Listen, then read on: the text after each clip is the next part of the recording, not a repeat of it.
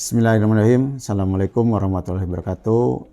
Saya Jujun Juansa Nuhar Hakim, STMT, sebagai Kepala Dinas Lingkungan Hidup Kabupaten Garut. Saya mengapresiasi apa yang dilakukan oleh dari tim Unjani dalam rangka cari solusi penanganan limbah B3 yang ada di Sukaregang. Nah, hal ini yang menjadikan satu pencerahan bagi kami di Dinas Kabupaten Garut, karena ini permasalahan yang sudah sekian lama yang tidak kunjung selesai. Dengan upaya yang dilakukan oleh teman-teman dari lingkungan dari Universitas Unjani ini, tentu saja ini akan menjadikan solusi bagi Dinas LH khususnya untuk penanganan limbah B3 di Kabupaten Garut. Harapannya bahwa apa yang dilakukan oleh teman-teman dari Universitas Unjani ini tentu saja ini bisa diduplikasi oleh semua perusahaan yang ada di Sukaregang, terutama perusahaan-perusahaan yang bergerak di bidang kulit ya, usaha kulit ya. Karena tentu saja ini yang sudah bertahun-tahun yang solusinya mungkin belum kelar-kelar ya sampai sekarang.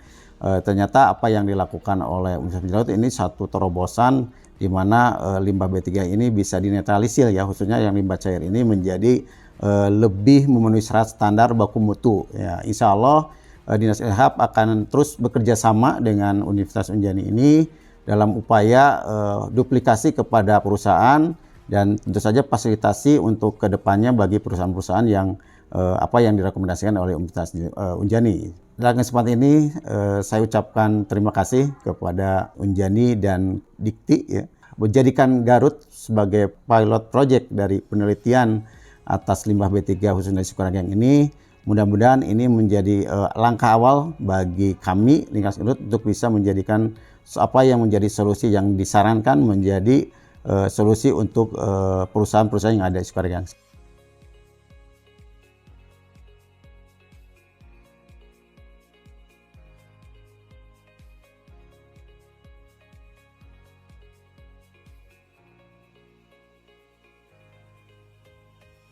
Kalau tadi terkait dengan proses yang teknologi ini, kalau dilihat dari hasil uji lab memang efektivitasnya cukup tinggi.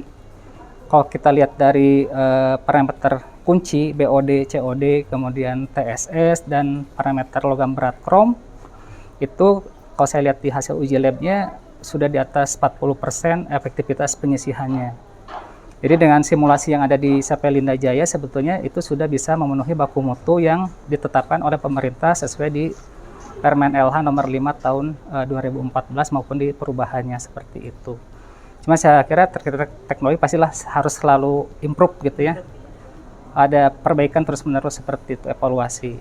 Itu saya kira bisa menjadi bahan kajian kalau jadi mungkin bagi mahasiswa ya, mahasiswa berikutnya sebagai bagian uji coba, apakah nanti di tugas akhir ataukah di tesis seperti itu. Artinya tetap ada pengembangan perbaikan seperti itu.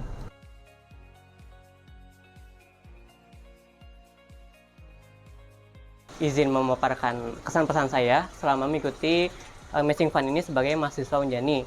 Nah, saya sangat senang sekali mengikuti Matching Fund ini karena dapat berkontribusi terhadap pengolahan limbah yang nantinya mungkin bisa dikembangkan lagi oleh khalayak umum. Nah, untuk bagian saya sendiri, di sini saya bertugas di bagian elektrokoagulasi, di mana saya mengaplikasikan suatu reaksi kimia yang disebut redox.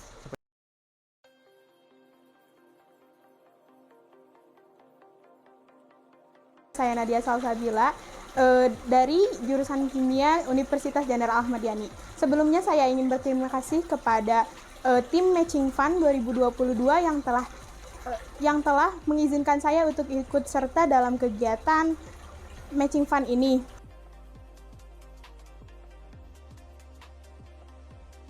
Pengalaman saya mengikuti kegiatan Matching Fund ini sangat excited ya, sangat berkesan sekali gitu, karena sudah beberapa kali kesini melihat industri penyampaian kulit yang memiliki masalah tentang limbah gitu. Sedangkan dengan adanya kegiatan seperti ini bisa membantu perindustrian utamanya di penyampaian kulit agar bisa menjadi solusi limbah yang ditimbulkan. Kemudian penelitian yang saya geluti di sidang skripsi ini yaitu tentang membran filtrasi menggunakan polisulfon kitosan. Dengan adanya membran filtrasi ini diharapkan limbah yang tadinya mengandung limbah-limbah logam krom gitu bisa difiltrasi secara baik oleh si membran polisulfon ini, sehingga menghasilkan limbah yang memenuhi baku mutu lingkungan yang diterapkan di pemerintah. Menggunakan dasar elektrokoagulasi. Kenapa demikian? Karena pada prinsip dasar elektrokoagulasi itu pada prinsip itu kita menggunakan meminimalisasi bahan-bahan kimia yang kita gunakan. Kenapa? Karena kita misalnya menggunakan bahan kimia maka akan terjadi limbah-limbah lagi. Dan dengan demikian mungkin kita coba untuk menerapkan tentang bagaimana sih kita mengolah limbah ya tanpa menggunakan bahan kimia. Nah, dengan demikian kita coba untuk mencoba menggunakan dengan metode dasar sistem yaitu sistem elektrolisa ya dan sistem koagulasi, dua sistem.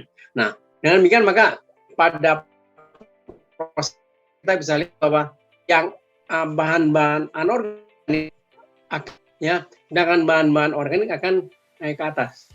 Nah, demikian maka ketika sudah ada terpisah maka kita akan lebih mudah untuk memisahkannya. Nah, jadi ya.